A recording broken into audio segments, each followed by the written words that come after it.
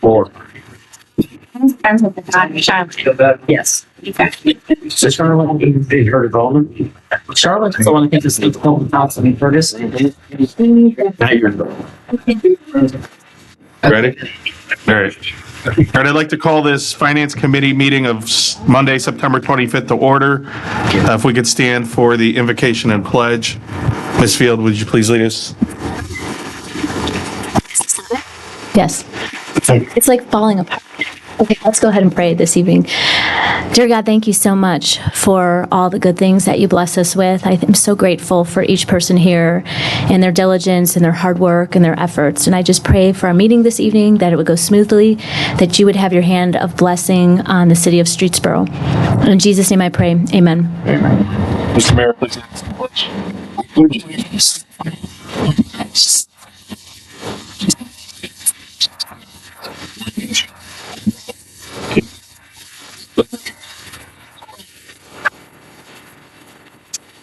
Okay, before we get to disposition, we're going to change the order. Oh, I'm sorry, roll call, please. Mr. Umberto? Here. Ms. Wagner? Here. Mrs. Field? Present. Mr. Hannon? Here. Mr. Ring? Here. Mr. Michian? Ms. Glenn? Here. Thank you, Ms. Kremer. We're going to move citizens' comments up to now. We have a special guest speaker tonight. I don't know if Mr. Mayor, you'd like to introduce our guest? We have State Representative Gail Pavliga here with us tonight. She wants to give us an update on the what's going on down in Columbus. I don't know what's going on down there sometimes. But hey, where's our podium? Breaking and never came back to us. So we've got the mic out in the audience, so she can still use it. Wow. Okay. All right. I would like to introduce State Representative Gail Pavliga. All right. Thank you, Mr. Mayor, council, executives, chiefs, friends, neighbors. It's certainly a pleasure to be here today and to see all of you. I'm a frequent visitor up here in Streetsboro because so many things are moving and shaking up here, and it's always a pleasure to be here, including last week when we had the groundbreaking ceremony for the new Streetsboro City Center. So I wanted to just give you a brief update. We come up and we share some of those good times, and I'm here to celebrate things, but I haven't had the opportunity for a good while to kind of give you a legislative and financial update of the things that I have been working on down in Columbus, as well as the things that will affect our county and community. So at the start of this legislative year, it was very exciting for me because here in Streetsboro and other places across our county, so often people were coming to me and they were saying, what are we going to do about housing? Okay, we have all these great jobs now that Ohio is bringing, and right now we're going to be soon to a place where we're going to have more jobs and people to fill them, and we're going to need to bring outside people in, and the way to do that is to have them have a place to live. But affordable housing is very different than government-run housing, so that is where we had to make the difference and where I was asked to carry this bill. So House Bill 3, which was a priority bill for the House, at the start of the legislative year, there were 10 priority spots that generally the Speaker or the leadership of the House has of things that they want to make as priority. And affordable housing and workforce housing was third on that list, and I was asked to work on that. So what that basically entailed was about a year of me working with those in finance, those contractors, and what it basically entails is Ohio has been not utilizing a tax credit that is federal called LIHTC. LIHTC is the acronym for Low Income Housing Tax Credit, which was a 7% federal tax credit. Now, in the state, we have the Ohio House Finance Association that now my bill will appropriate well over $100 million each year in tax credits to incentivize contractors to build workforce housing.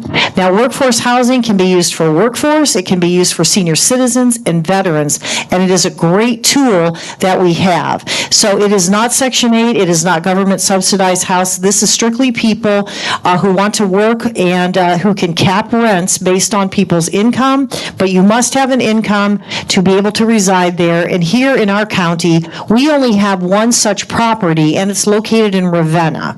It is called Bryn Mawr, and it is a wonderful senior citizens complex where a person can age in place safely and be able to receive what they need and also keep it within a certain budget. And these federal tax credits, they are only, we can use them with the state and give that 11% tax credit, and we're hoping again to be able to do this. 23 other states across the nation have been using this very successfully to build affordable housing. And what I want you to think of affordable housing is most of you, when you left your parents' home or after school or college, you were able to go get an apartment, okay? Very few of us were able to just go out and purchase a home, although some people were.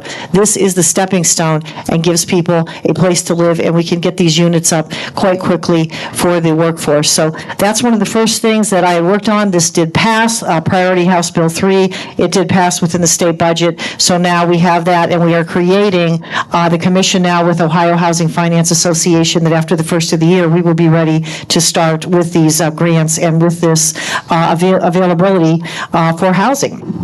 So that's very exciting. And when we talked about, Patrick and I have had some discussions with regard to the Ohio Futures. That is a special fund that originally started with $2.5 million for the governor placing into the budget for development-ready, shovel-ready sites. But these sites had to be at least a few hundred or more, at least 200 or 300 acres apiece. So right up here in our area, there were only 2 sites available in Northeast Ohio. One of them was right here in our county. So we were keeping a very close eye on that. But our subcommittee on ag, and it was a bill that I presented, said that I think we still need some money for brownfield remediation, and the General Assembly did not like the governor had $2.5 billion, just in that fund. So we took that fund down quite a bit, but we also added $500 million for brownfield remediation, which has been something that has been very useful here within Portage County. So that was another bill that I was very instrumental in getting passed. So continuing on to some of the, now I'm sorry, I got to do my paper and my glasses. So another funding area that is of interest, I don't know if most of you are aware, but in my pre-political life, and I still am a practicing psychologist, so mental health, behavioral health, addiction, and recovery are very close to my heart and very close to my platform of why I ran for public office. And to that end, I'm the chair of behavioral health, and I also am the legislative liaison for the One Ohio opioid settlement. But when I first got to the General Assembly, I was called into the Speaker and the Speaker Pro Tem's office, and usually think it's like being called into the principal's office, like, oh, I must be in trouble now. And they said, it is mandated that 988, which is a 3-digit crisis line, be in place in all states by July of last year, okay, of this past year. And they gave me that bill about a year and a half ago saying, what are we going to do? It's an unfunded mandate. And they handed it to me. Okay. For a new legislator, that's a very daunting process. So I immediately began talking to the Ohio Mental Health Association, the governor, and because we had some money coming down, as far as the federal dollars, we have been able to now fund that. And there are 18 call centers across the state of Ohio. They handle multiple calls, thousands of calls a month, and we feel that it has been one of the greatest tools that we've ever had against suicide, and also to be able to respond to people within 3 rings 24/7. Okay. And to that end, I made a pledge to this county that we were going to work on mental health. And during the last operations budget, I was able to procure $2.5 million for the expansion of the Coleman Center down on the UH property that will be now a 24-bed crisis stabilization center, and will also, as part of the deal, because of my child stabilization bill and working along with JFS here in Portage County, there will be 2 beds at all times available for children, which is something that our county has needed for a long time. So I'm really proud of some of those achievements. In addition to that, one of the greatest needs that we needed here in the state of Ohio was for dentistry, and especially pediatric dentistry. To that end, I approached Neomed, which is led by a very innovative president, John Langell, if you have not met him, and he's always up for a challenge. And I said, President Langell, we need another dental school. But one of the great things about Neomed is that 70% of their students come from the state of Ohio, and up to 60% continue to practice here after they graduate. So to that end, in addition to the Batante brothers, and with a $4 million grant I was able to procure for them, starting in the spring of 2025, Neomed will now have its first class of dental schools and will be the third in the state of Ohio. So we're very proud of that achievement too as well. In addition to that, we were able to get multiple thousands of dollars for the local historical societies and multiple other projects that I'm very proud of that will benefit the citizens here. And in our capital budget, some of those dollars had come back here last time too as well. So as far as what we're looking at of how I would like to help Streetsboro, I've been in touch with a lot of you and the mayor, and we're talking about potentially the new city center, being able to get some capital money that we can be able to do an accessible playground that will benefit the community, and the splash pad and things that we feel will really affect and add to the quality of life for the people of Streetsboro and beyond. And those are the things that are next on my agenda. I will be visiting with the councils and around the district which I represent, and getting ideas of what you might like to add in a capital budget. A capital budget is usually, those are one-time funds, usually used to maybe upgrade a facility or to enhance something or build something new that will, really affect the people of that community and to help. And I feel that getting some dollars toward the city center will go a long way to hopefully expediting that project and just again adding to that quality. We were here for that groundbreaking last week, so I was happy to be a part of that. So at this time, those are just a few of the things that I have been working on as your state representative, and I would love to, with the permission of the council president or the mayor, take any questions that anybody might have at this time. Mayor?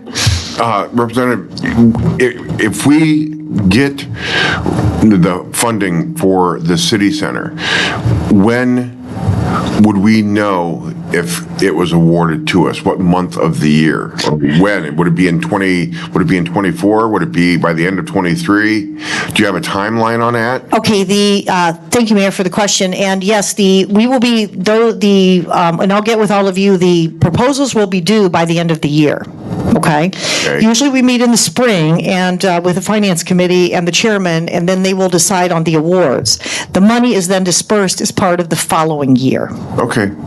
So you will know in 2024, and it will start to be paid in the 2025. Okay.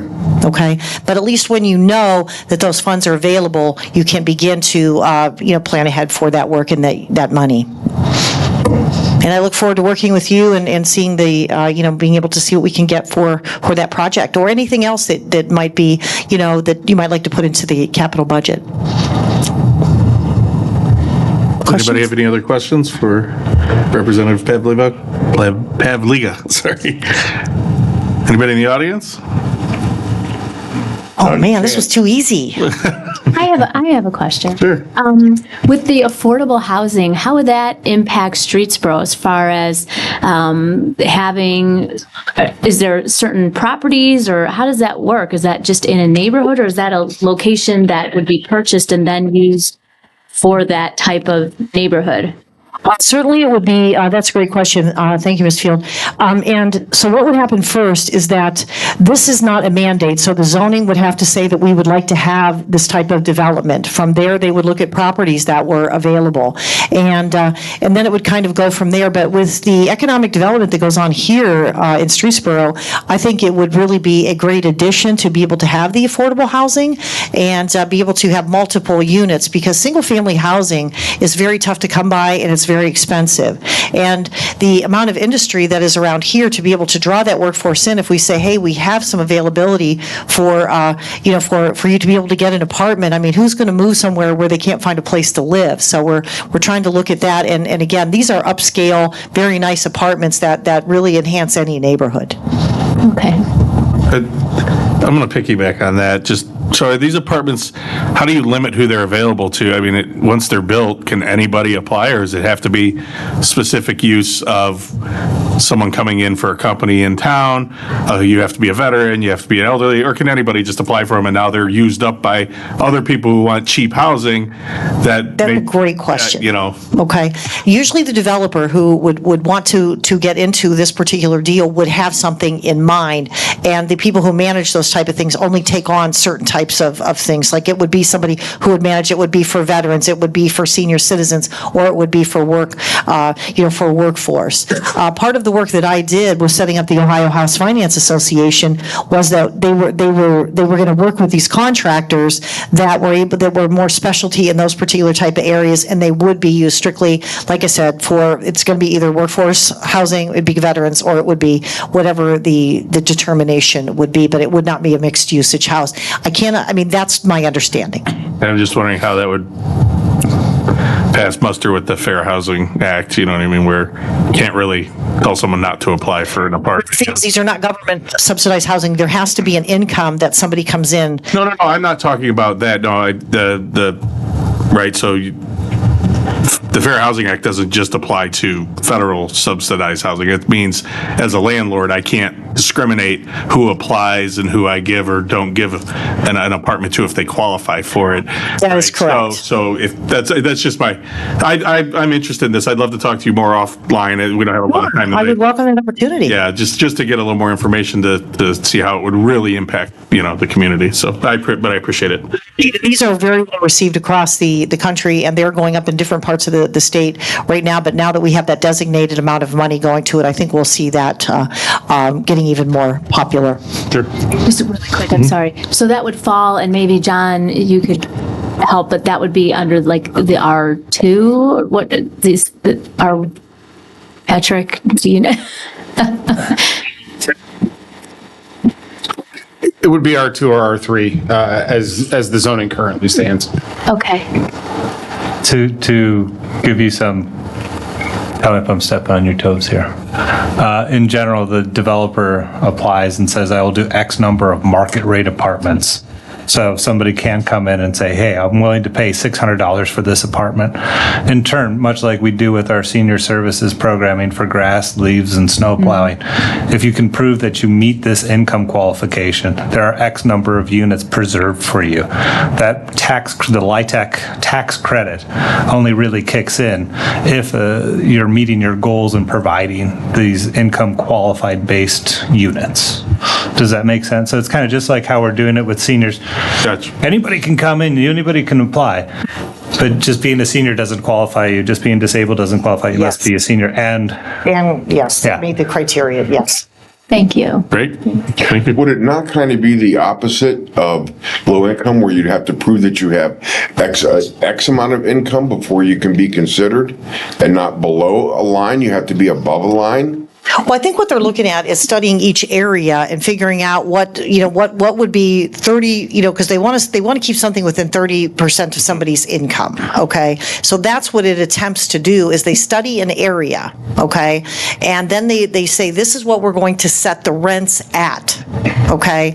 And it's going to be for those who would, need that low income housing to be able to, and need that affordable price point, that they're not going to move into something and then all of a sudden their price is going to keep going up, because the developer has to agree for these tax credits that are going to be managed by these agencies in OFA, that they have to keep it that way and meet certain criteria. Is it?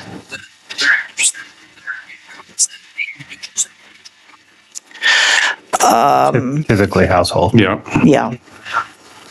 I'm trying to think of how exactly that was worded, but I believe it is household. Yeah, because you wouldn't want, for example, got 4 kids and I make $1 million a year, but I put it in my wife's name, who's the stay-at-home mom, right? Like they're going to look at the whole package. There are some ways you could tweak that, but in general, it's just allowing the developer to basically access capital at very affordable rates through OFA, the Ohio Housing Finance Agency.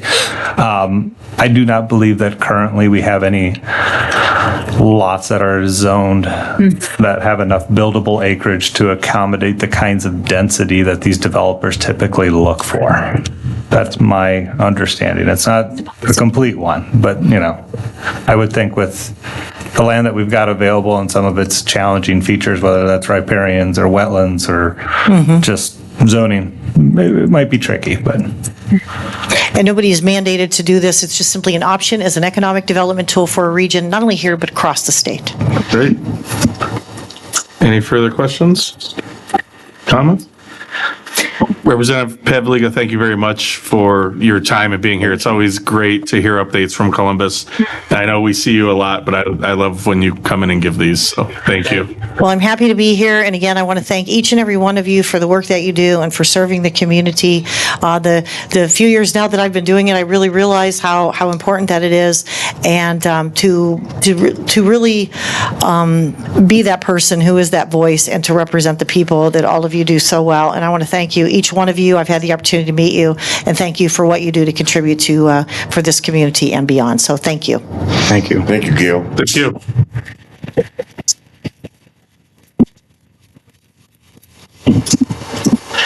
All right, since we're on citizens' comments, any other citizens' comments? Seeing none, move on to number 4, disposition of minutes. There are none. Number 5, our monthly financial report. Mr. Matt Miller. Thank you, Councilman Ring. This is the financial report for the month of August. Being 2/3 through the year, our target's around 67%. We want for collections on the expense side. We're doing for the general fund, we're right about 65%. A lot of our expenses out of the general fund are payroll, so that does make sense. Citywide, we're about 45%. Excuse me. On the revenue side, things are looking even better. We're at about 78% of our budget has been collected, and citywide is about 71%. On the cash end, our cash balance has increased in the general fund about $875,000. So revenues exceeded expenses, and on citywide it's about $1.3 million. So that's more money we can make interest income off of. A big portion of this in August was our property tax, our second half remittance from the county. About $478,000 went into the general fund. I am expecting here in the next, as big construction projects are completing, whether it's the community center or part of our paving program, we probably will be spending out a little bit more than we actually make, just because we're getting near the end of the construction season and vendors do like to be paid. So keep an eye on that. We booked interest income in August of about $70,500. That's split between our bank and Star Ohio. We are over budget on that, about $306,000. So that is a good number for the city as interest rates are up. Income tax, we're actually at 77% of our budget has been collected. That's about 10% above. That totals around $1.3 million extra in income tax. And when I'm going through the numbers, one thing, working with the mayor, we like to look a lot at last year versus this year. How are we doing? This time last year compared to this year, we're actually up about $300,000. And that might seem, well, Matt, you said 1.3, but we have to go back to 2021 versus 2022. We were up at this time $1 million. So that 2022 was really a bumper year for the city of Streetsboro. And to say that I'm $300,000 above that is a really good gauge. I don't get employee counts, but our withholding is climbed up, and it's helping handle a lot of, we have a lot of volatility with net profit. Normally we're about 74% of our income tax comes from withholding. Right now I'm at 77%. So from a finance perspective, I'd rather spread out more of my income through withholding than through the volatility of net profits. So I don't know if employers are paying their employees more or there's more jobs in Streetsboro, but we are clearly getting more income tax collection through withholding. So that's a good sign to see. And our withholding right now is up about 600,000. Net profit's down 300,000. So at least we net positive, but I do like seeing more come in through withholding. The month of September is, I know council did discuss wanting to hear more water numbers. The month of September is kind of the end of our third quarter billing period. So when I give the September finance report, I'll be able to have not only our collections 3 quarters through the year, we'll also know what our billing is. That goes out the first week of October. So I didn't want to jump the gun on water collections. Last time I examined it, it did look pretty good. Our next quarter billing is going to be probably one of our highest because it's just over the summer. So our billing collection in October. So I should have more numbers for council when I do the September. I kind of like doing that quarterly. So any questions on any of the August financials? I have none. I see none. Thank you, Mr. Miller. Sure. All right, number 6, old business. Mr. Ring? Oh. I believe there's a quarterly. Credit card report. Yep, sorry, go ahead. The reason I wanted to bring this up, I had Caroline put this on a month early, is because the city recently took advantage of a credit line for Amazon. Typically, we have had to use, once we lost our agreement with Synchrony Bank, Amazon got rid of that probably several months ago. We've had to use the credit card. Some companies only take credit card. Amazon invited us to their credit line, to which we decided to take advantage of. It's a $10,000 credit line, and we have it organized according to different groups among the city to share that credit line. So that is something that is, normally I don't have much to update on quarterly credit report, but this is something I wanted to bring to council's attention because we were recently invited to that and we decided to take advantage of it. So that is all on the quarterly credit card report. Actually makes me happy that we have a credit line with Amazon again because I know it's convenient. It's convenient with the credit card just Right. because it frees up some of the manual part of that process. All right, thank you, Mr. Miller. All right, item 6, old business, there is none. Item 7, new business. A, we need a motion to reschedule the December finance and regular council meetings. So moved. Where do you want to move it to? Yeah, but what dates do we want to put it to? Monday of December falls on the 25th of December. Yep, that's Christmas. Meeting somewhere else, but where does council want to move it to? Yeah, typically, we always went back the week, the 18th. January 25th. I mean, since it's the last finance meeting, Matt Miller, is the 18th going to put that? I know it's going to stress you out like anything else, but It does bring me some holiday stress, but we can get it. We can get it done. We'd have one more payroll, and what we normally do in that case, like we did last year, we just make sure that our overtime lines are well funded, and we should be good to go for the 18th. I am okay with the 18th if council is. I'll make a motion to reschedule the December finance and regular council meeting to Monday, December 18th, 2023. But first and second to make that motion, all in favor? Aye. Any opposed? Hearing none, that is moved. You guys don't want to come here on Christmas night? I just noticed that's the first meeting we'll have with our newly elected mayor after they take office, so we'll see who that is. Newly re-elected mayor. All right, item B. Wow. Go buy a pack of smokes in the winter. T7474, authorized bank depositories for 2024 through 2028. Mr. Matt Miller. Yeah, this is just, we're coming up on our 5-year renewal, and most of our banking will we'll stay with the same bank that we normally use, but I did provide a secondary option just for contingency's sake for an additional 5 years. We've added Chase, right?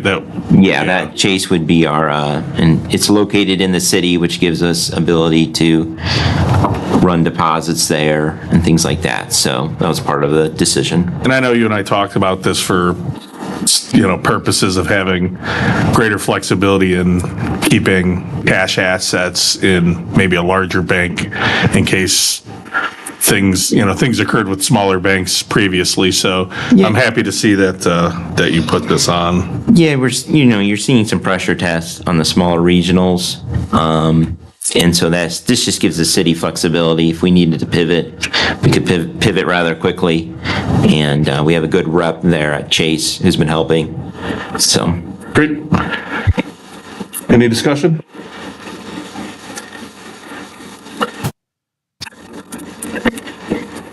Yeah.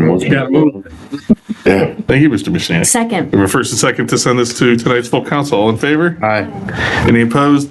Hearing none, that is moved. Item C, T7475, authorized contract for firefighter physicals. Chief Reinhold. Thank you, Mr. Ring. It's time again, it's an annual event where we get our physicals for the full-time firefighters. And we go out for bid, 3 different bids.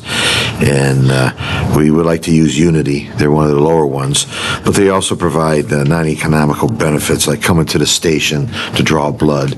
This way it saves us instead of sending them out to the facility. So it makes it very easy for us, and they've been very good in the past providing the information and the counseling. So the money is in the line item. It was budgeted for this year. And I'm asking council to approve it in finance and move it to full council tonight. Thank you. Any questions or discussion? No. Second. First and second to send this to tonight's full council. All in favor? Aye. Any opposed? Hearing none, that is moved. Item D, T7476, accept Ohio EMS grant. Chief Reinholds.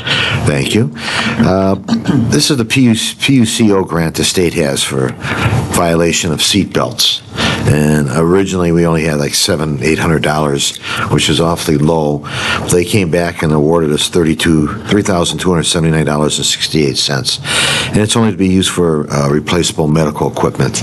So I'm asking council to, Finance Committee, to approve it to full council so we can put it in our line item for EMS purchases. Second. First and second to send this to tonight's full council. All in favor? Any opposed? Hearing none, that is moved. Item E, T7477, authorized 3-year city buildings cleaning contract. Ms. Prokop. We went out for a RFQ for cleaning services, and we had 3 responses. 2 were pretty competitive, as you guys can see, and 1 was a little more expensive. RKS has been with us for 7 years, and they were most cost-effective, and they included their cleaning supplies in their proposal. So we are requesting to enter into a 3-year contract with RKS. Their current contract does end October 15th, so we're asking for emergency. Thank you. Mr. Hannon? Thank you. Definitely good to see a company that's been with us for so many years. The only question I had was, what happens when the community center is going to be included, or completed early next year? Are we planning to add that in? Is there an amendment that? There is an amendment to the contract. Greg and I actually were talking about that today. We'll probably do a walkthrough if you guys approve our RKS, we'll do a walkthrough with them and start getting quotes. Okay. But there is an amendment in the ordinance. We did put that we would revisit it. Okay. That's all I had. Very good. Any other discussion? Motion. Second. First and second to send this to tonight's full council. All in favor? Aye. Thank you. Opposed? Hearing none, that is sent. Thank you, Ms. Prokop. All right, item F, T7478, apply for and accept BWC grants for equipment. Ms. Lockhart-Reese. Thank you. I'm gonna come up like it was Yeah, I'm just kidding. I'm requesting authorization to apply for a BWC grant. It's a safety grant. We're going for a Lucas compression machine for the fire department and a sign board for the service department. It is a 3-to-1 match, so we had to come to council to get authorization to even apply. They do have the money in their budgets, so we request that it goes tonight, full council. Any discussion? There's no further discussion. I'll make a motion to move this to tonight's full council. Second. First and second to move this to tonight's full council. All in favor? Aye. Any opposed?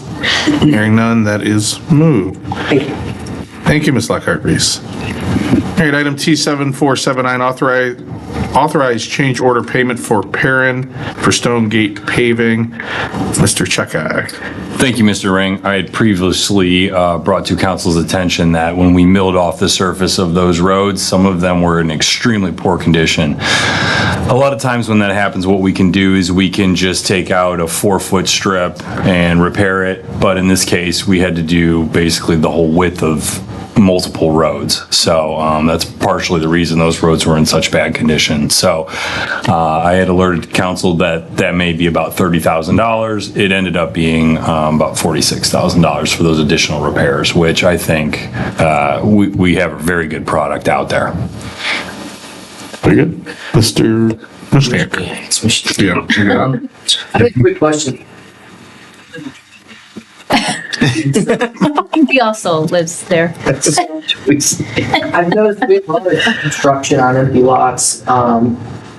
So people right in, I don't know, right there, just in their lawn put in. Oh, yeah.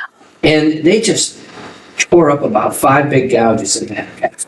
And then they just leave. They leave dirt and chips and there's scratches. They're not quite gouges, but they're probably a 1/4 inch deep and probably 8-10 inches long from the heavy machinery they put out there for the chippers, for the all the work they're doing. What if anything can we do to go back on those contractors and say, hey, you're going to have to pay whatever it takes Billy and the guys to attach these? Because I imagine you get water under that. Yeah. Start plowing over it, and that's something we want to leave 15-20 years till the next time. But it's gonna time the potholes quickly. Because just near where I'm at, there was giant machines, and they're out there grinding and pounding, and and I walked out there today to get them in, and looked up, there's just these long scars, and they're deep, and they just ripped the asphalt up right in their track. Can we do anything to with their bonds or anything? And they saved their driveway, so of course they didn't. Yeah, they don't park any of the machinery. All of it is on the street. Whoops. Yeah, so if there's anything anybody knows about me as the civil engineers, I love new asphalt. And the thing I hate the most is when people mess up my new asphalt. We are aware of that specific issue. I'm looking into what we can do. I'll get back to you with an answer. Bonds, an asphalt bond, whatever. I don't know if they exist. Something to think about in the future. Because I know it's something you can go, hey, we'll check it out. And really, they're just scratches right now. In a year, they're literally going to take on water and salt and dirt, and it's going to be a pothole in 2 years. So dirty right now. Yeah. They did they put the yard in. It's hard to grind. If you need anything from us legislatively to pay in the future, because these guys just go, especially the wood chipping, the tree removal, the room's full of crap. I mean, they run a blower over it real quick, and then they just leave all their crap in the room. Yeah, so, back when I first came aboard, we passed an ordinance that held, a $10,000 bond for these home builders. So it's something that we're looking at. A lot of times the repair is worse than the damage, but we're looking into it, and I hope I can have an answer for you next time. Was that a new construction, or was it just someone getting along? Because that's a new construction. They just built it. It took them, because of when they finished, they had to wait till this fall to put the lawn in. So I imagine that's an individual pace. Well, yeah, because that's a difference. I mean, the same thing happened to me, right? I built mine, and by the time I moved in, it was too hot in the summer to really install the lawn, so I had to wait till the next spring. But it was a separate company. It was just the lawn company that I had come in and do it. So I'm just wondering if we have private companies that aren't contractors that don't have bonds with the city, how do we hold them responsible for tearing up our roads? You know, we have nothing to go after them with. We can't require them to have a bond to do that kind of work. But if they're bringing heavy equipment in and tearing up the streets, do we have any legal ramification at all? Like if I went out and gouged my road, I don't know, I rent a piece of equipment from Home Depot and I put it in the street and I put the pads down on some heavy lift or something and it sinks into the asphalt. Am I responsible for it? If we catch you. That's what I mean. So how do you prove it was them, and then how do we hold them liable? I'd really like to explore that, because that is interesting, because there are people get repairs to their homes all the time where people bring in, or maybe they're getting a patio put in and they're bringing dozers back, but they're running them on the streets. I see it all the time to get to the backyard. And if they wind up tearing up the street, now we're just on the hook for repairing that, especially on a brand new street. Like, that doesn't seem right to me. Well, all contractors are supposed to be registered with the building department. Well, registered, but not bonded, right? Like we don't have a bond to go off after. That is part of registration. So anyone coming in to install a lawn supposed to, as long as they're have taken out a bond with the city? Yeah. Okay. Yeah. But we're exploring what to do with that specific instance, and we can continue looking into this as we go. I'm looking at for any instance if it occurs, We should potentially put it on as an agenda item. We should put it on the agenda. Noticing because it's. I noticed. No. Guys are out there. Right. Park the driveway. You gotta be concrete driveway. It's not concrete. They didn't park anything in the driveway. It's all up and down the road. Yeah, maybe can we bad. put this on a future service agenda just for discussion? Yeah. That's good. All right, thank you. There's no further discussion. I'll entertain a motion to move this to tonight's full council. Second. We have a first and second to move this to tonight's full council. All in favor? Any opposed? Hearing none, that is moved. Great. Item H, discuss State Route 43 widening traffic. Mr. Checkout. Thank you, Mr. Ring. So this is just for council's consideration. The mayor wanted to bring it to council's attention to see what you guys felt with this. So with 43 getting ready to kick off, we've been approached by ODOT for 2024 when they're in the middle of one of their phases. They brought up the possibility of doing a one-way northern detour on 43, sort of like what we had for the gas company, but this would be strictly one way, not signalized. The current projections are that we would save probably about $200,000 on the project, and that would be directly our money. It would save about a month of time due to less flagging, trucks going around using Phillip Parkway. It would probably reduce the overall burden to the public for that approximately 30 to 45 days-ish in that area. For those in Arrowhead, Shawnee Trail would still be open, and then Evergreen, I think, is the southern one from Evergreen. Pike would be closed. So we just wanted to get your folks' feelings on this. It's not ideal anyway. I mean, the impact of this construction is probably going to be worse than what 14 was just because of the bridge. And by the way, the Turnpike is also going to be working on the bridge at approximately the same time. I would recommend that we go this route because we are saving a substantial amount of money. It'll shorten the project length. I don't mean to cut you off, but that doesn't make too much sense to me. So if they're going to close down one lane and just have it one way, right? That's what you're saying. And the direction open to travel would be traveling north. Correct. Towards Frost. Mm-hmm. Okay. How would it save $200,000 by not having just the lights there? How does that math work? Well, so it would be a longer stretch than what the gas company had. We have a lot of temporary pavement, a lot of things that would go in and get ripped out to maintain 2 lanes of traffic, plus the flaggers and the MOT. Well, I don't even mean to maintain 2 lanes. I mean, having it 1 lane, but why restricting traffic only to 1 way as opposed to having the light at either end? That, okay, you can now come up this way. All right, now you're green, now you go this way, is to keep 2 directions of travel, but keep it the same. I just don't understand how it's going to save $200,000 by limiting it to 1 way as opposed to having the lights where both ways can go. So with the gas company, the lights worked to an extent, but they weren't perfect. This would be the best case scenario to not use a signalized north and south detour. It's going to be a much longer strip. Yeah. Southbound traffic would go around Phillip Parkway. So come down Phillip Parkway down to down to Frost. Oh, wait, hold on. Where is it going to be closed from? It's going to be closed just north of Shawnee and just south of Frost. So it's not going to be closed at Gaynell or all the way up there, right? No, he said from Shawnee, to Frost. Oh, I thought it was going the other way, Evergreen, I'm sorry. Yeah. Shawnee to Frost. Yeah. Oh, that's almost the whole thing. That's almost the whole length. So it's going to be a long length, yes.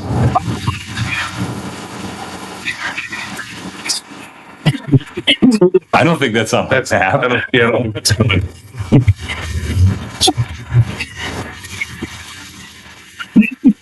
Yep, you gotta go down to 14. The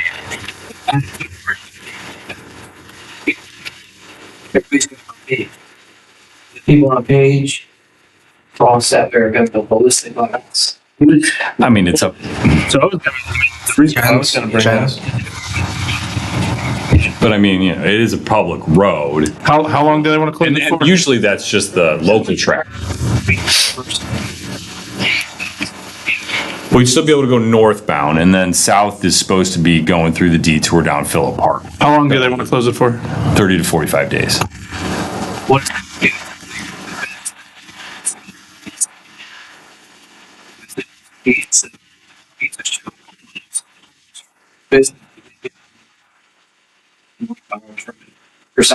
Well, I would say the people that are, going to those establishments are going to know the workaround. Like these detours are for the people that don't know our city, right? It's usually the local folks that'll go down Page.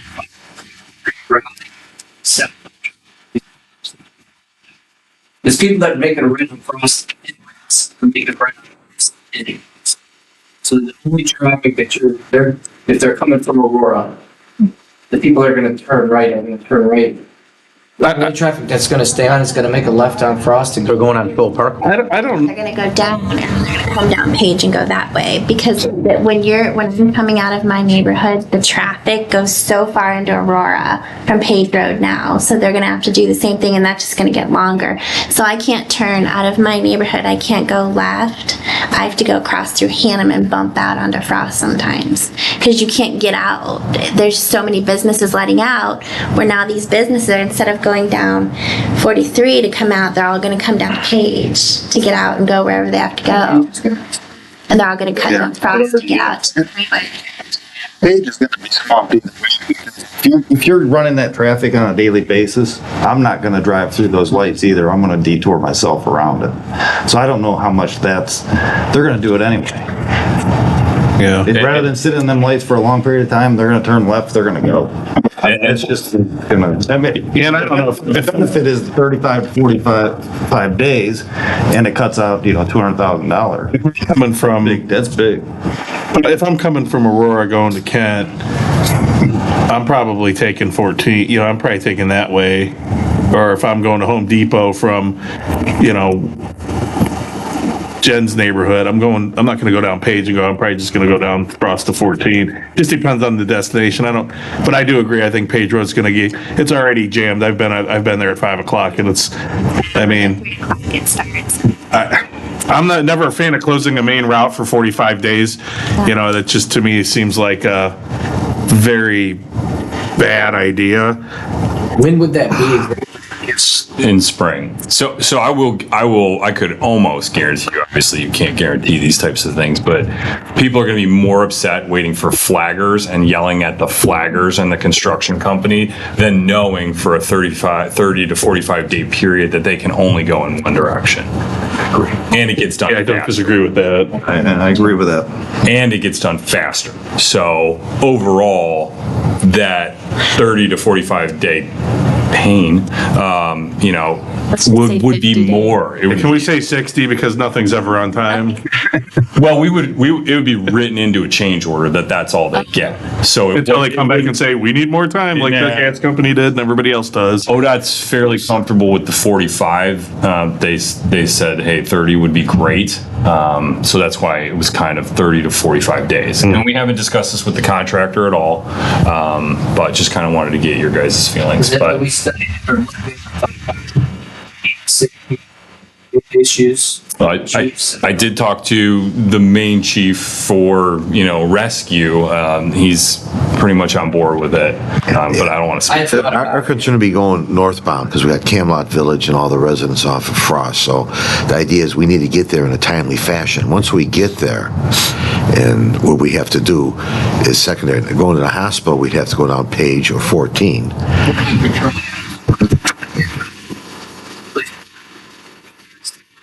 Calls for assistance. I think it could impact that, but I think overall, if we really had to get somewhere, we can still get there pretty quick. North, it's called helps out. If you're at CBS and you get called to Sammy's for a fight, you gotta go all the way around the whole 480 back up. Or depending how tight it is, we could still go that way, lights and siren. Yeah. But that's provided the entire police department's on that side of town, right? Because we have more than one car out. So this is just an FYI right now, right? Like, what are we going to have to approve this at some point, or are we just? I mean, what is your input? I'm certainly not a fan of closing a main state route for 45 days. To me, it seems like it's going to be an absolute nightmare for the detoured roads in the city, or the roads that are going to become detours. I understand the philosophy, and I absolutely want to save $200,000 and shorten the project by a month. That those are benefits. I think if we have to deal with the pain for 45 days, I think we have to deal with it. And then I think you're right. If you know it's closed, and you're just going to go a different way. If you know it's open, but you have to sit there for 15 minutes and wait for a flagger, you get a lot more frustrated than sitting in maybe some traffic. That would be a very long zone. Yeah. To wait from Frost all the way down to Shawnee. Yeah, that's You're too talking long. nearly a mile. Yeah. And you'd have to, if you had it flagged, you would have to give at least 45 seconds to a minute for just the. Well, they would have to do it. They would have to do the work in shorter zones to flag it, right? No way you could flag that long of a zone. It would be And then, is that where we're saving time? Is that they would be doing a long zone all at once as opposed to short zone, short zone, short zone? And they would be able to get through the work fast, right? Because they don't have to break down and remobilize every morning. Right. It's all there, ready to go. They get in, hammer it out. Question is juice worth the squeeze? Yeah, I'm not a fan of it, but I think it probably is less of a pain point, to be honest with you, than having flaggers for 60 days or 75 days. No, Gainell would be open, right? That's the northbound, to be able to turn northbound. What about south? No, that would be not southbound. Yeah. Shawnee will be open. Cherokee will be closed. Basically, Yeah, sorry, Gainell would be closed as well, except the people in Gainell would go to Frost. Yeah, it would be completely closed. They may be able to go north. I apologize. There may be an opportunity for them to go north, but they cannot go south.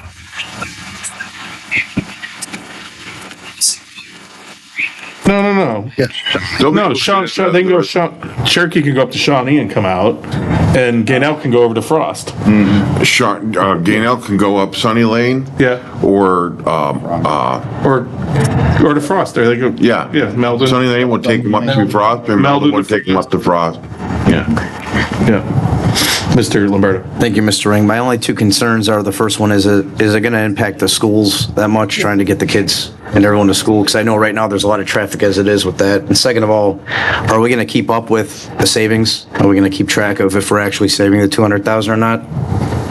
Yeah, Mrs. Lombardo, that's a great question. Yes, we will be able to, at the end of the project, know exactly what we saved. And I could report that. As far as buses, I've been working well with the school's transportation department on all of our projects. We've established a pretty good relationship. We will make sure that they are impacted as least as possible. All right. I know when we tell residents, hey, we're going to save a chunk of money, I just want to make sure that we see it, that it's not like $40,000 or $20. We will see it in this instance. All right. I didn't even think about buses. That's a good point. They're going to have to do a complete reroute of their busing. I mean, that's going to be a pretty big burden on the school. Yeah, I will talk to them. Again, it was start with you folks. We haven't even, had the conversation with the contractor yet. So.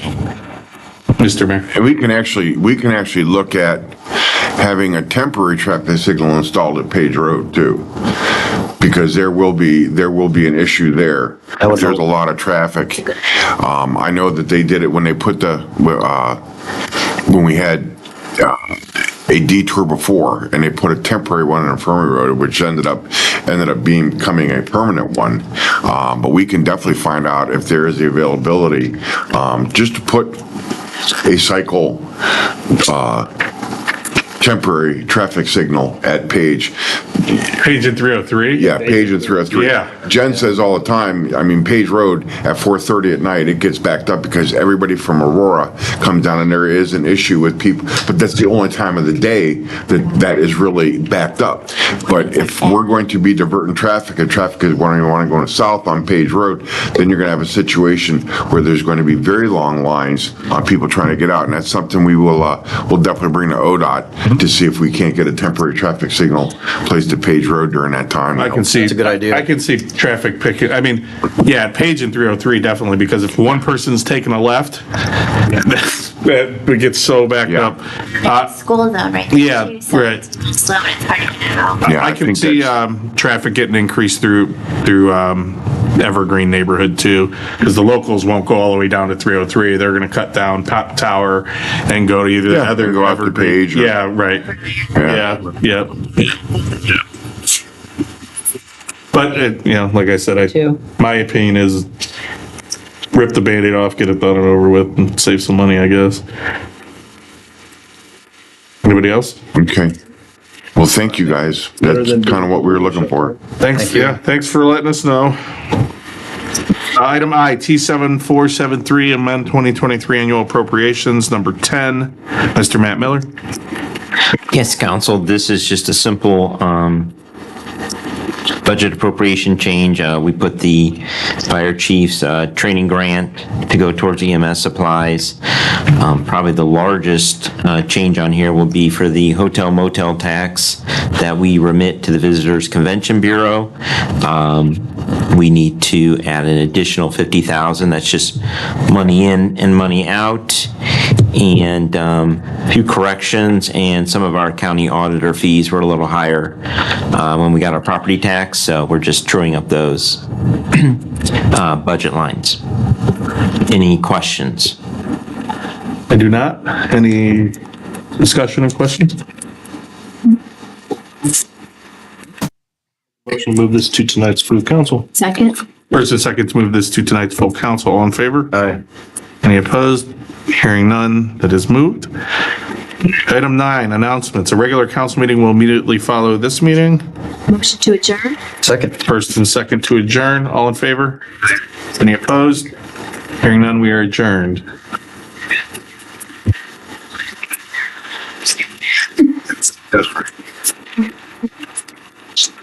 That's on, and Okay.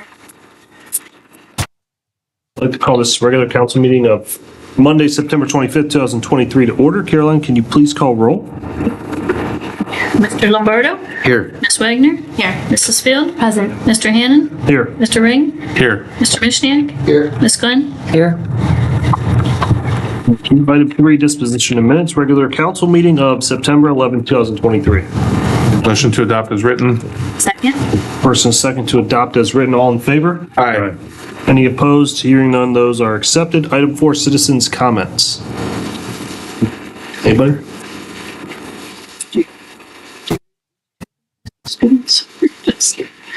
Are you guys high school students? Or government class? Is it for government class? Yeah.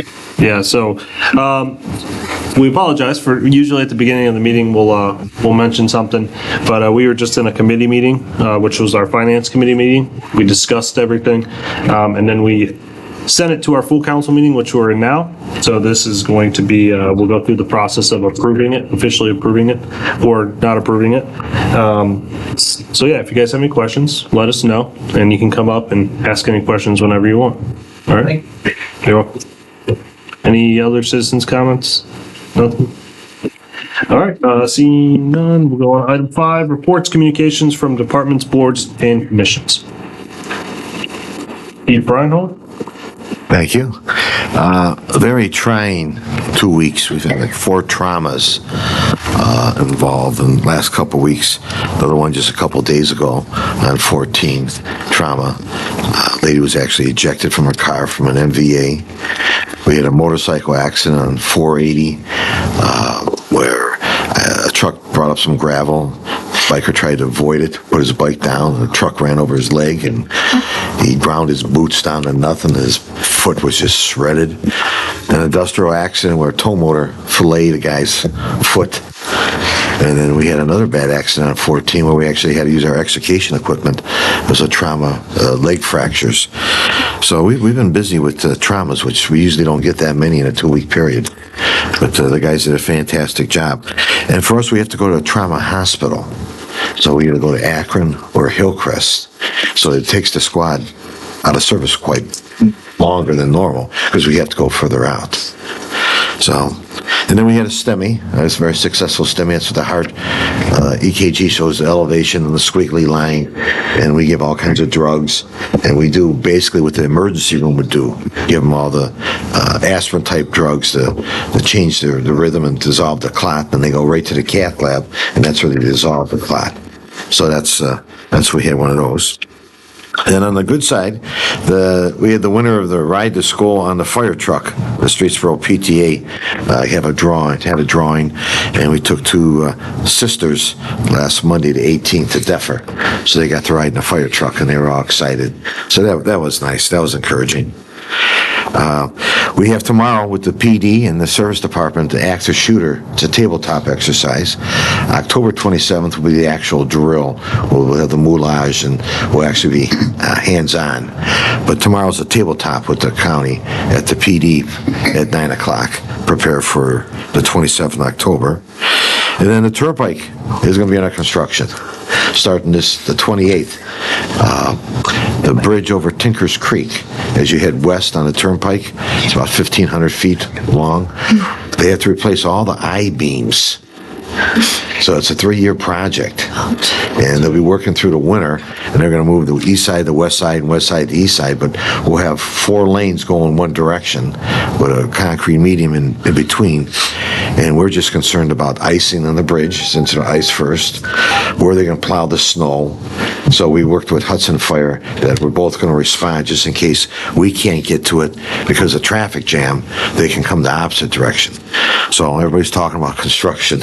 The pike's going to have the construction as well. And the 26th, which is tomorrow, is the high school bonfire. So we'll be up there with an engine. And then we were awarded that $20,000 grant that we mentioned a couple weeks ago. I didn't have enough time to put it on tonight's council. So that'll be forthcoming. And that's it. Thank you, Chief. Tony? Thank you. Chief Reinholtz, just one quick question. I saw that the Lucas, you applied for the Lucas? Yeah, we're with Shauna in the, going through Shauna HR and with Bill, it was a $40,000 BWC. So we kind of split. It's a city grant. It is an individual department, so various departments within the city can apply for it and kind of share it. So yeah, we're going for a Lucas. The Lucas is that chest compressor. It's a thumper that they put in your chest, and very, very, very high success rate of resuscitating people because it's a robot. The depth and the rate are consistent.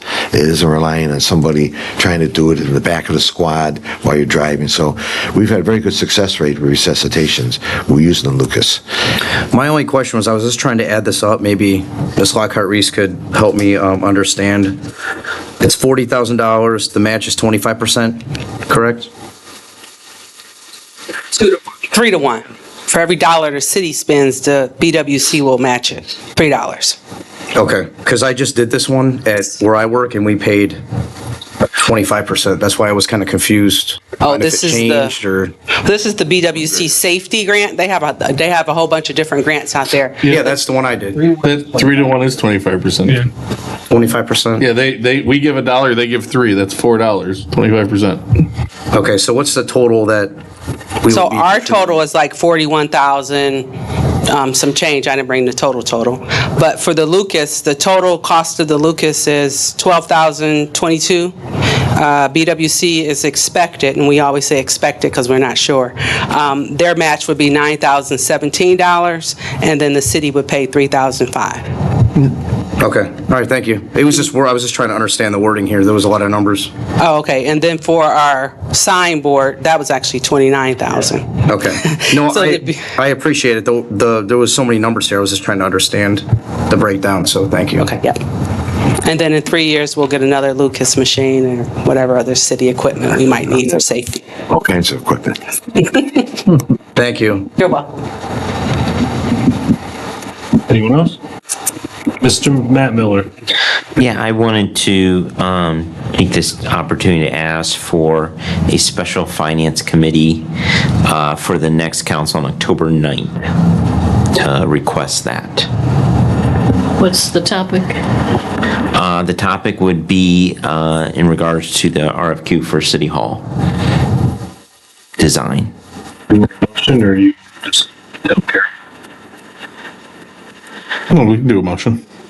Make a motion to add a special finance meeting on Monday, October 9th for the RFQ for City Hall. Second. All in favor? Aye. Any opposed? Hearing none, that is added. I got confused because I'm running the meeting, whatever.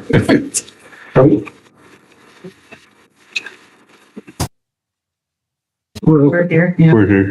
We don't take calls. I think we get that as the day after Thanksgiving or something like that. Yeah, they floated. Anything else, Mr. Miller? No, we're just working on budgets, and hopefully in October, we'll be bringing you for the first read. So a little sooner this year. Thank you.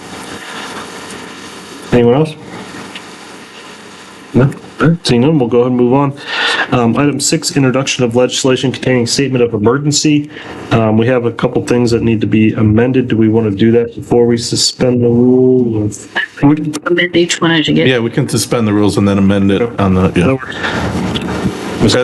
yeah, I'll make a motion to suspend the rules of 3 reads for T7468, T7469, T7470, T7471, T7472, T7473, T7474, T7475, T7476, T7477, T7478, and T7479.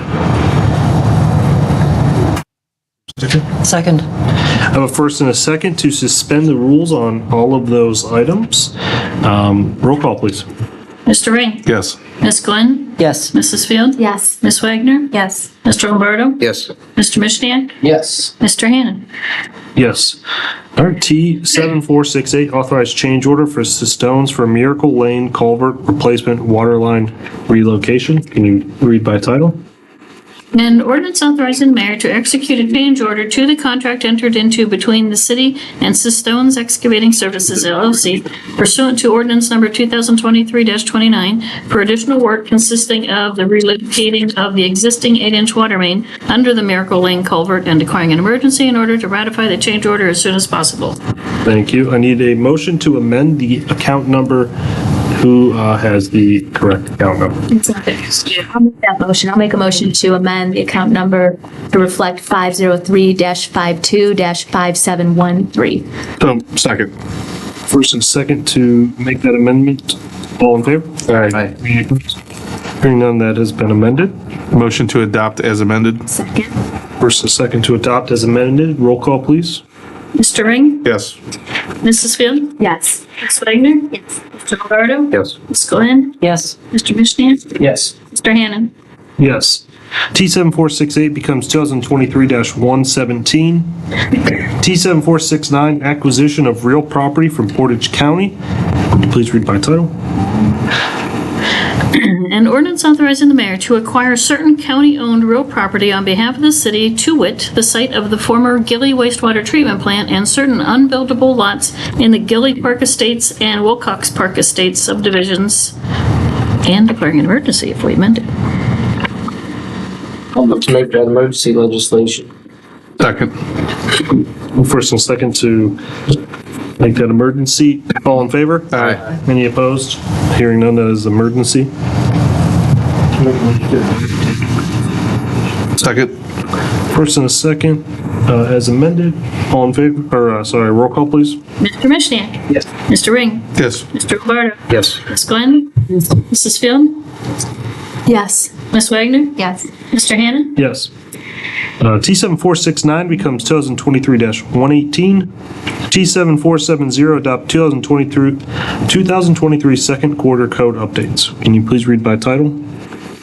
This is an ordinance approving the editing and inclusion of certain ordinances as parts of the various component codes of the codified ordinances of the city of Streetsboro and declaring an emergency, so the amendments are in effect immediately. Thank you. Motion to adopt? Second. First and a second, roll call, please. Mr. Ring? Yes. Ms. Wagner? Yes. Ms. Glenn? Yes. Mr. Mishniak? Mrs. Field? Yes. Mr. Lombardo? Yes. Mr. Hannan? Yes. T7470 becomes 2023-119. T7471 authorized 5-year contract with Spectrum for internet services for new community center. Can you please read by title? An ordinance authorizing the mayor to enter into a contract with Charter Communications Operating LLC, doing business as Spectrum Enterprise, for internet services to the new Streetsboro Community Center at 2080 State Route 303, and declaring an emergency in order to begin construction. Motion to adopt. Before we do that, Mr. Miller, Mr. Kaufman. It's too many Matts and Millers, but you sent us an email you attached on our desks today. Did you want to explain that? Yes. At last council meeting, I said that it was 200 meg. That was incorrect. It is 100 meg, which is on the contract. I just wanted to make sure that you guys were aware that the contract was correct and I was wrong. Perfect. Thank you for clarifying that. Thank you. Mr. Ring, you had a motion to adopt. Is there a second? Second. Roll call, please. Mr. Ring? Yes. Mr. Lombardo? Yes. Mr. Mishniak? Yes. Mrs. Field? Yes. Ms. Wagner? Yes. Ms. Glenn? Yes. Mr. Hannan? Yes. T7471 becomes 2023-120.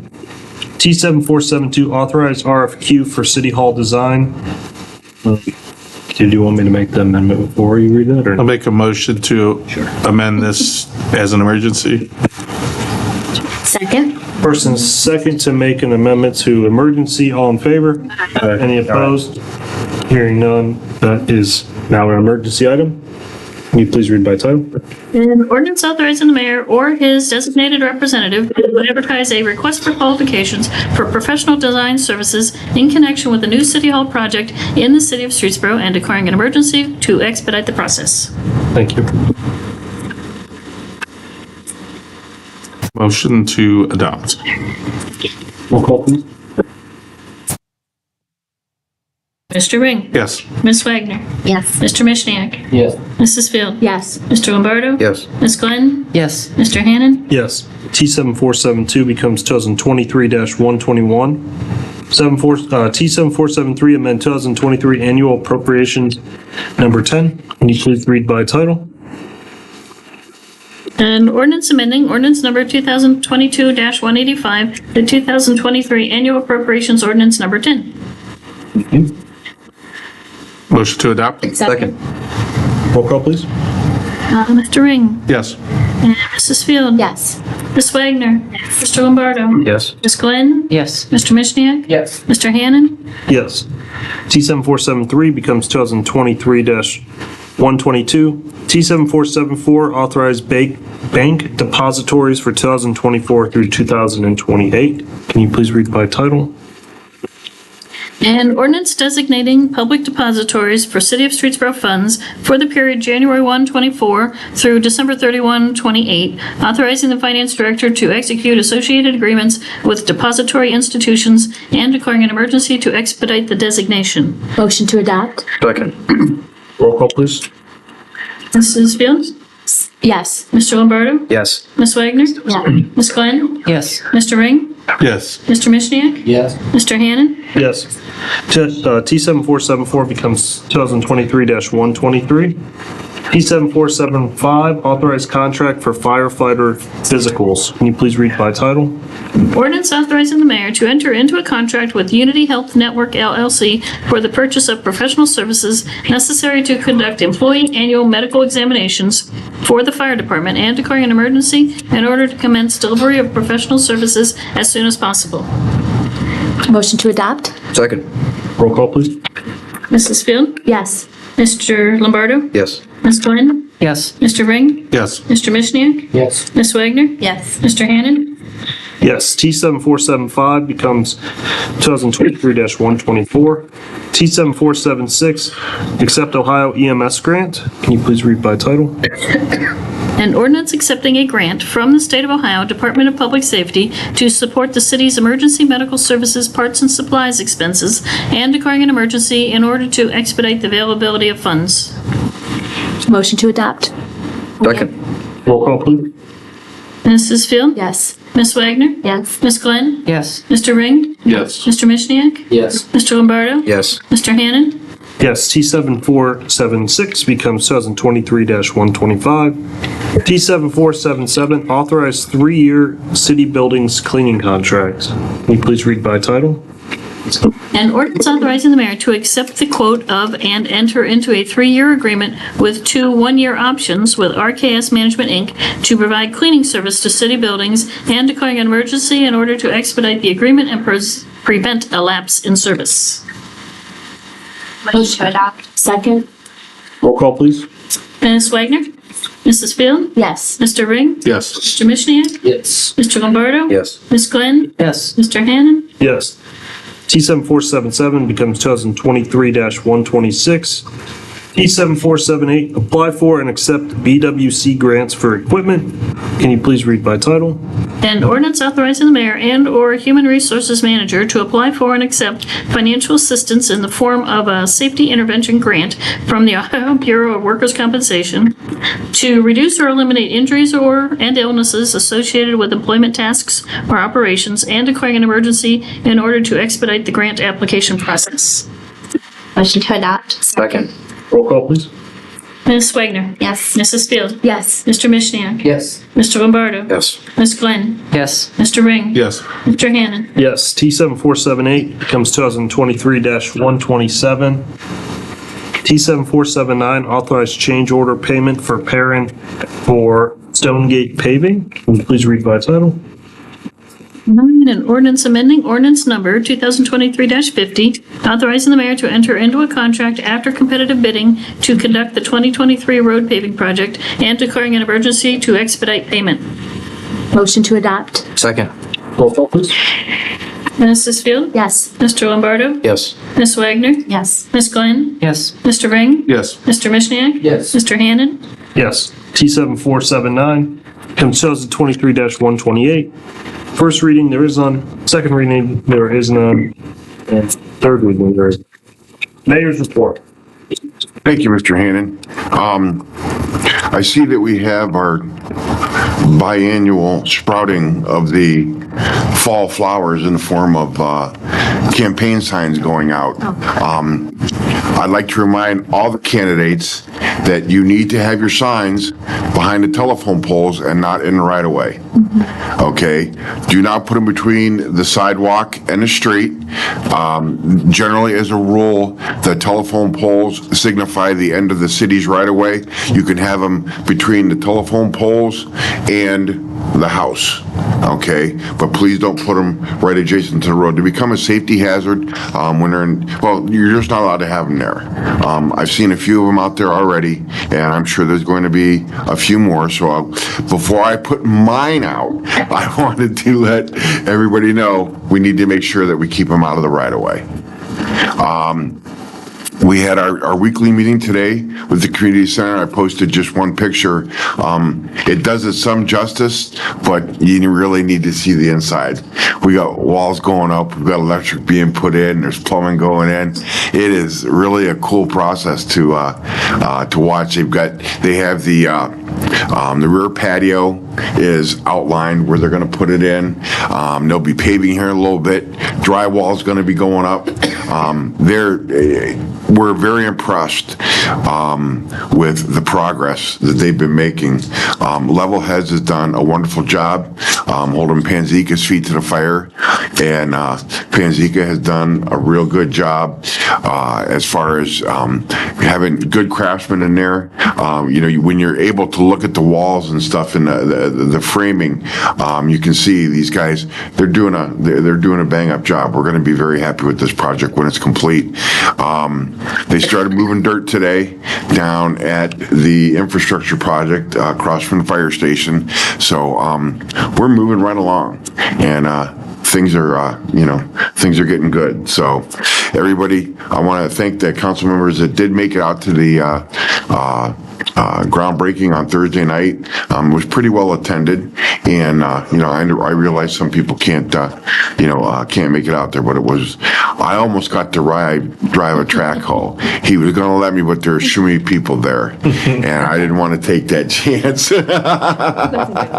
It's probably not the best thing to do, but yeah, things are moving, and we'll go from there. So thank you, everybody, and please, bunch of campaign signs. We're not going to take them, but we'll probably end up calling people if we find them out there.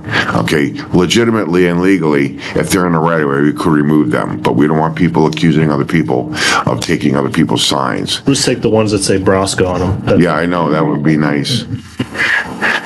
Thanks. I'm glad I have so much support. Thank you, guys. All right, item 11, President Council comments. I don't have any, but I just, there's a note on here to reschedule a December council meeting. Caroline just said I could recognize that we did reschedule council meeting in a committee meeting. So move on to council member comments. We'll have Ms. Glenn go first. I guess I just want to reiterate what Mayor Broska said, that the groundbreaking was another exciting event here in Streetsboro, and I was happy to be a part of it. Mr. Ring. I have no comments. Mr. Mishiak. I have. Ms. Wagner. Ms. Field. I have none. Mr. Lombardo. Nothing. Perfect. All right. Well, we are about to go into an executive session, so I hope you all have a wonderful night. At that point, I will entertain a motion to recess into an executive session to consider economic development. You guys can all go home. Not you, Patrick. Except for Patrick. Go into executive session. Ring. Yeah, it's anniversary. Glenn.